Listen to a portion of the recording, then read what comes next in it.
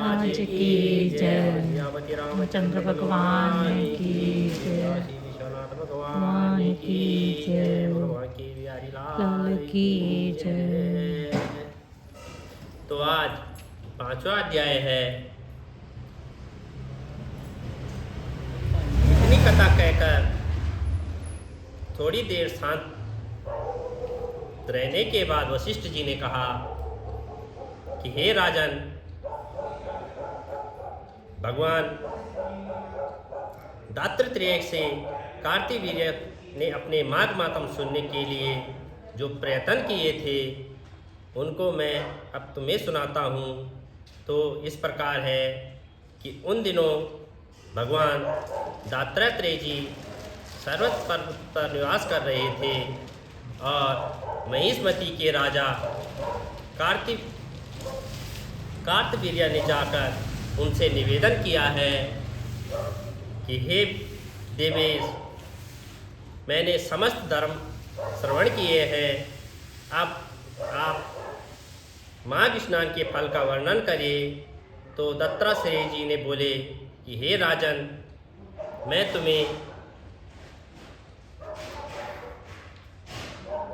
तुम्हें वह इतिहास बताता हूँ जो ब्रह्मा जी ने नारद को सुनाया था।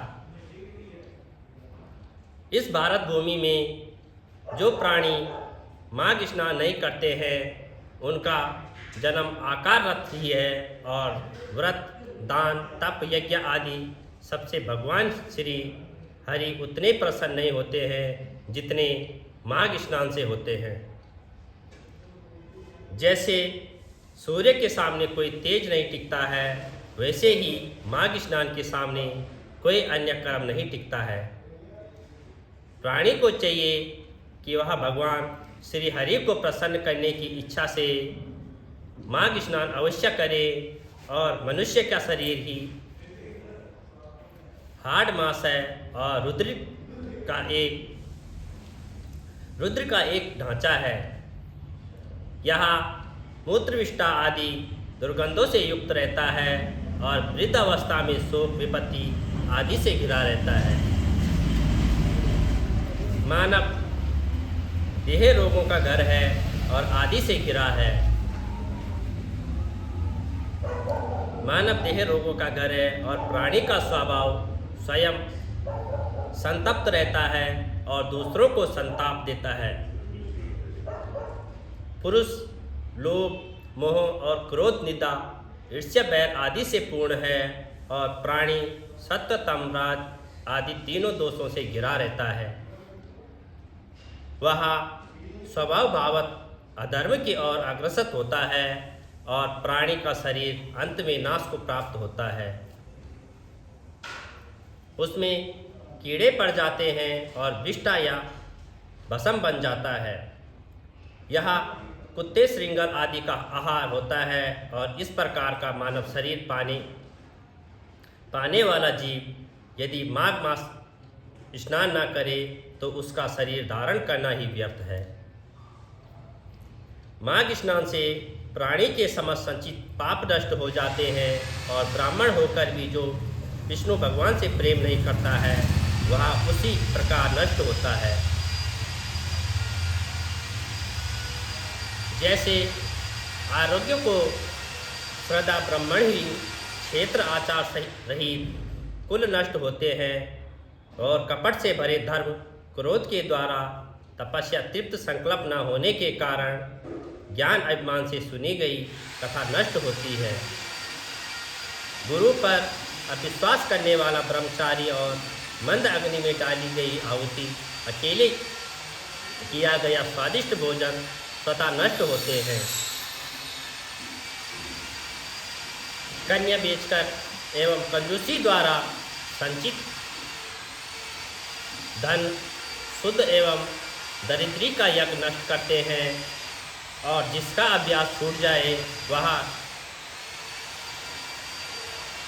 विद्या, झगड़ा करने वाला राजा और रोजी कमाने के लिए उद्देश्य से की गई तीर्थ यात्रा तथा व्रत सहत नष्ट हो जाते हैं। चुगली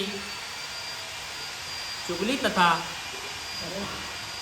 झूठी वाणी से संयंत्र मंत्र जाप व्याकुल चित्त से किया गया जप नष्ट है और वेद पाठ सहित मूर्ख को किया गया दान नास्तिक का प्रलोभ और श्रद्धा रहित किया गया धर्म किया गया और व्यर्थ होता है।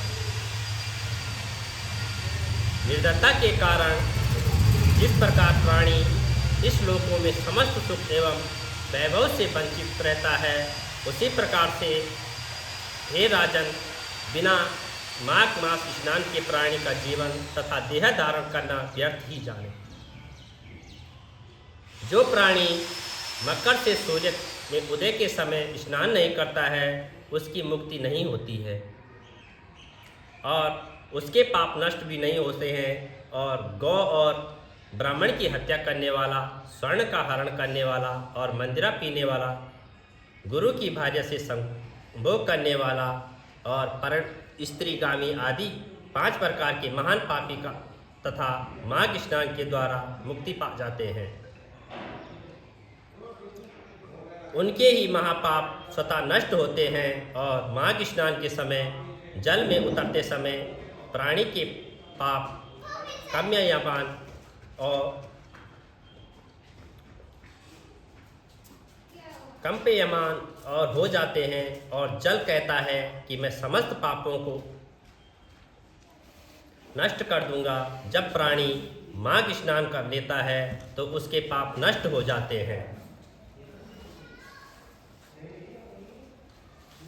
समस्त पाप नष्ट हो जाने के कारण वह निर्मल हो जाता है और माघ स्नान प्राणी के पापों को इस प्रकार जला देता है कि जैसे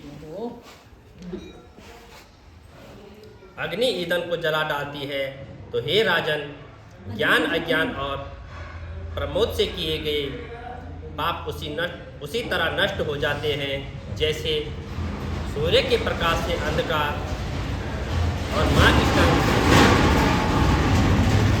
श्रेष्ठ होने वाला होता है। जिस प्रकार विष्णु भक्ति के सभी प्राणों का अधिकार सम्मान है उसी प्रकार माघ स्नान के लिए भी सभी अधिकार हैं। इसी कारण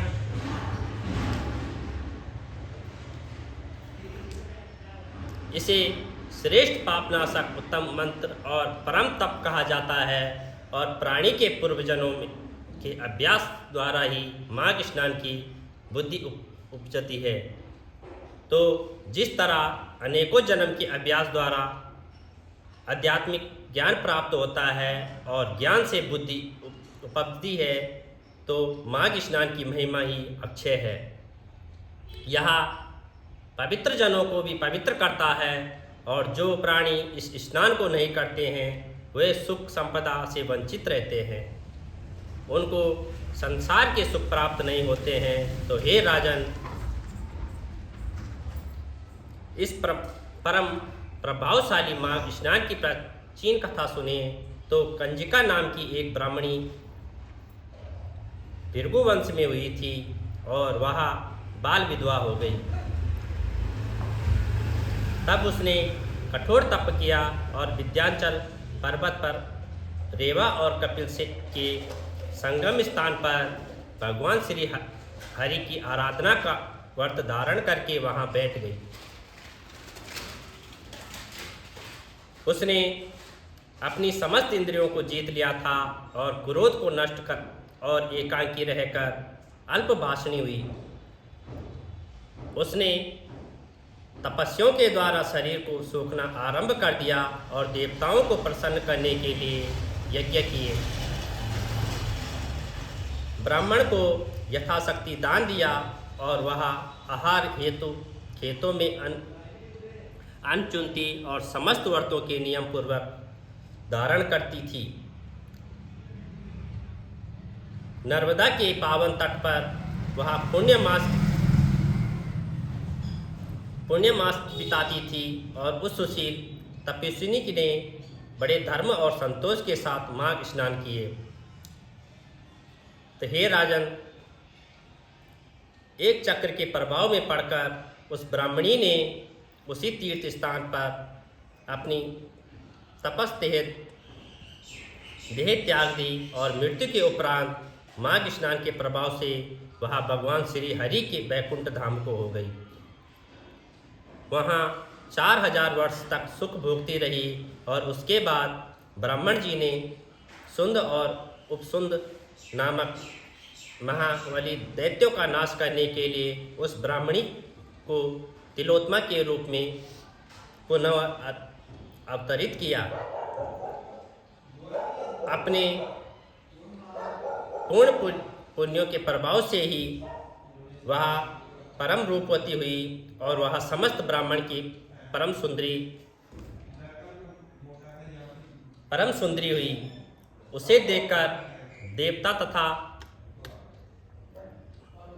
अप्सराएं मोहित हुई और वह समस्त अप्सराओं में से श्रेष्ठ थी। उसके सृजन सारे भगवान ब्रह्मा जी भी उसके रूप को देखकर आश्चर्यचकित रह गए और उन्होंने प्रसन्न होकर उसे आज्ञा दी कि हे मृगलोचने, शीघ्र ही दोनों महापापकर्मी दैत्यों का जाकर संहार करो। प्रभु की आज्ञा मानकर वह हाथ में वीणा धारण किए हुए ब्रह्मलोक में पुष्कर क्षेत्र में पहुंची। उसने रेव के जल में स्नान किया और चमकीले लाल वस्त्र धारण किए और कर्दनी और नुपुरों की महक आवाज करती हुई चली गई। उसने गलियों में मोती की माला और कानों में लटकने वाले कुंडल पहने थे और तादवी के फूल चोटी में गुथे हुए थे। अशोक वृक्ष के नीचे बैठकर उसने वीणा बजाकर मधुर लय में गान शुरू किया और इस परम सुंदरी को जब नितांत अकेली मधुर स्वर में गाता उन दैत्यों के सेवकों ने देखकर तो उन्हें स्वामी को जाकर सूचना दी। तो दूतों ने प्रसन्न हो और सुंद और उपसुंद से कहा कि हे दैत्य राजों, यही आप पास अशोक वन में एक परम सुंदरी नितांत अकेली बैठी वीणा पर गा रही है और उसका स्वरूप बहुत ही मनोहर है। मालूम नहीं कि वह देवी है या मानवी है अथवा दानवी है। कहा नहीं जा सकता है कि वह अप्सरी है या राक्षसी है। यह नितांत सत्य है कि वह स्त्री रत्न है और आप दोनों ही स्त्री रत्नों के परखी हो, इसीलिए चलकर उस मनोहर रूप धारिणी स्त्री को अवश्य देखें। दूतों के उन वचनों को सुनकर वे दोनों कामुक दैत्य तुरंत उठ बैठे और उन्होंने मदपात्र वही छोड़ दिए और सेवा में रत सहस्त्रों सुंदरियों को त्याग कर वे अपनी भारी कथाओं लेकर दूतों के साथ उस परम सुंदरी को देखने चल दिए, जो वास्तव में उनका वध करने हेतु प्रगटी थी।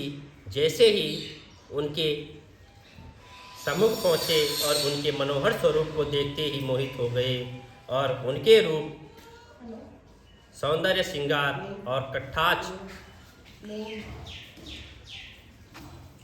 कठाच ने उन दोनों के हृदय में कामगिन भड़का दी। वे दोनों मस्त हाथी की तरह उसके सामने जाकर खड़े हो गए और दोनों ही मग पिए थे और उन्होंने ही उस स्त्री के ऊपर अश्वत्थ किए और इस कारण आपस में ही लड़ बैठे थे। तो सुंद ने कहा कि हे भाई, तू इस ध्यान को त्याग कर चला जा और मृगलोचनी अब मेरी पत्नी होकर रहेगी। उपसुंद बोला, नहीं, ऐसा नहीं हो सकता है, इसे तो मैं अपनी पत्नी बनाऊंगा। उसके लिए वे दोनों आपस में लड़ने लगे और दोनों अपनी गदाओं से एक दूसरे पर प्रहार करने लगे। काल की गति से वे दोनों महापराक्रमी दैत्य आपस में दंड करते हुए मारे गए और दैत्य को मरा जान उसके साथी भागने लगे और देवता प्रसन्न होकर जय जयकार करने लगे। अपना कार्य पूर्ण हुआ तो देख के तिलोत्तमा सभी दिशाओं को अपने दिव्य प्रकाश से आकोलित करती हुई सीधी ब्रह्मलोक को चली गई। तो हे राजन, तिलोत्तमा को शकुल आया देखकर ब्रह्मा जी ने संतुष्ट होकर वरदान देते हुए कहा कि हे चंद्रवदनी, मैंने तुमको सूर्य के रथ पर स्थान दिया है। जब तक आकाश में सूर्य है तब तक तुम नाना प्रकार के भोगों को भोगो। इस प्रकार ब्रह्मणी आज तक सूर्यलोक में दिव्य भोग प्राप्त करती हुई माघ स्नान का फल प्राप्त कर रही है। तो हे राजन, यदि प्राणी परम गति और दिव्य भोगों की इच्छा करता है तो उसे मकर संक्रांति में स्नान करना चाहिए, और माघ स्नान से उत्तम फलदायक और कोई नहीं है। इसके द्वारा प्राणी के समस्त पाप नष्ट हो जाते हैं और वह अनेकों यज्ञों से भी कई गुना फल प्राप्त होता है। अंत समय में प्राणी को मोक्ष प्राप्त मिलता है।